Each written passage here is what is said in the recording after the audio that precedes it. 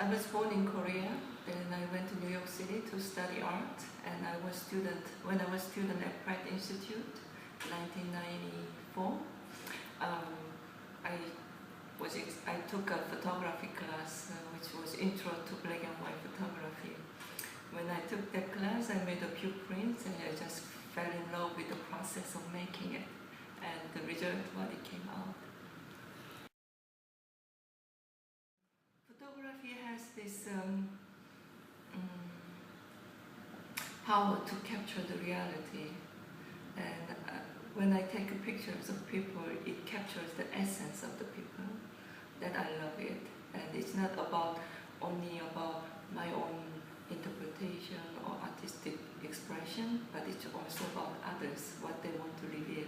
And I like that the space in between me as photographer and the people who pose for me as a subject matter, the psychological exchange that I enjoy the most. And I think that's the power of photography that you don't find in any other medium. I have two bodies of work. One is Quiet Dream. This is my second solo show at Alliance Française. The first one was about 3 years ago. I was titled as Girls from Mekong Delta. This time I continue working on this same project, which is about Vietnamese women who wish to marry foreigners, for instance, Koreans and Taiwanese. During the process of working for a few years, my initial idea changed, and my interaction developed with the people in Vietnam. So I revised the way I look at this approach, this project. So now it's called The Quiet Dream. And the other body of work is Steep Price, the work that I did in India. This is also an extension of my previous work, which was Closing Rows, that I showed in India International Center, 2010 as a solo show. And this time, this project focuses on Muslim weavers in Varanasi and their work process, what is involved in silk weaving industry and their life in general. Quiet Dream, the title came with when I had a conversation with my friend who is a Vietnamese, feminist and social activist. We had a conversation on my way back from shooting in Mekong Delta area.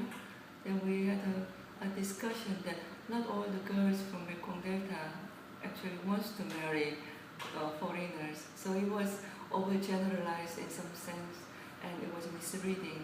So I decided more focusing on what actually they wish. We discussed that what actually I was capturing was their dreams and the future opportunities. So those opportunities, when these women don't talk about it because of the social stigma, so that's why I titled it as Quiet Dream.